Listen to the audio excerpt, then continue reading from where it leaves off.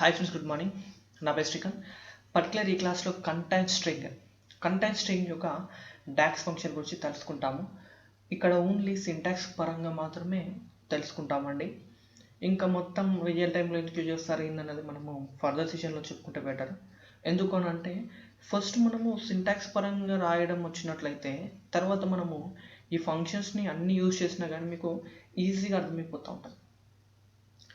ఇంకా మీకు ఏమన్నా చెక్ చేసుకోవాలనుకుంటే మన దాంట్లో సెలెక్టెడ్ వాల్యూ డాక్స్ ఫంక్షన్ అని ఉంటుంది.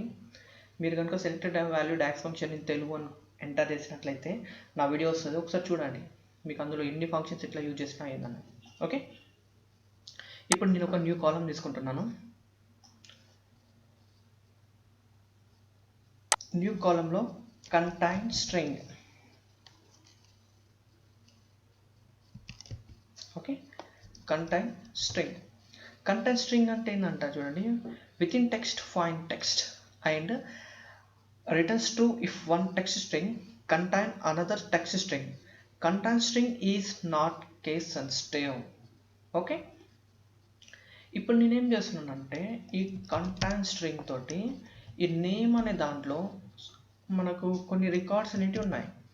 అయితే నేనేం చేస్తున్నాను, నాకు శ్రీకాంత్ అనే రికార్డ్ని నేను ఎక్కడైతే ఉందో అక్కడ నాకు ట్రూ అని చెప్పేసి అదర్వైజ్గా ఫాల్స్ డిస్ప్లే చేయాలి. అప్పుడు ఇది ఏం చేస్తుంది, ఈ శ్రీకాంత్ అనేది ఎక్కడైతే రికార్డ్ ఉంటుందో అక్కడ ట్రూగా డిస్ప్లే చేస్తూ ఉంటుంది, అదర్వైజ్ మనకు ఫాల్స్ డిస్ప్లే చేస్తూ ఉంటుంది. ఇలా మన ఇష్టం ఏ రికార్డ్ అంటే ఆ రికార్డ్ని మనము ఫైండ్ అవుట్ చేయవచ్చు. ఓకే, ఇలా. ఓకే, ఈ విధంగా మనము ఈ యొక్క సింటాక్స్ పరంగా మాత్రమే చేయవచ్చు. ఇంకా తర్వాత మనం రియల్ టైంలో దీన్ని ఎందుకు యూజ్ చేసుకుంటాం అన్నది మాత్రం మనము ఫర్దర్ సెషన్లో చెప్పుకుంటాము.